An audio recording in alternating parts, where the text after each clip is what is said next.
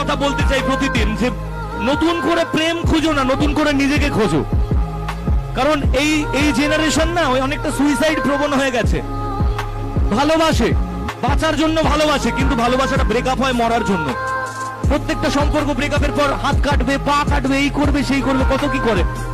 আমার বক্তব্য একটাই, বস নিজেকে তৈরি করো, নিজের জন্য বাঁচো। যে তোমাকে ছেড়ে গেছে সে তোমার জন্য কোনোদিন আসেনি।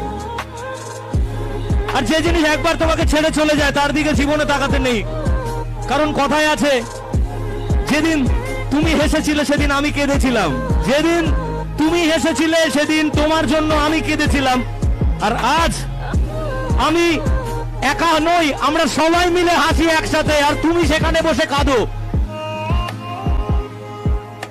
তাই একটাই কথা বলবো, নিজেকে তৈরি করো আগে। কারণ এই জীবন আমাদের বাবা মায়ের দেওয়া আর ঈশ্বরের দেওয়া, তার দেওয়া নয় যে তোমায় মাঝপথে ছেড়ে চলে গেছে। চলে গেছো তাতে কি ভালোবেসে মরেছি, তুমি আছো হৃদয়ের আয়নায়।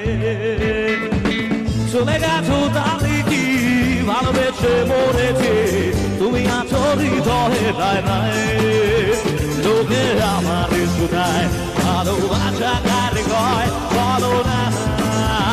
লোকে আমার শুধায় ভালোবাসা কার কয়, বলো না। চলে গেছো তাহলে কি ভালোবেসে মরেছি,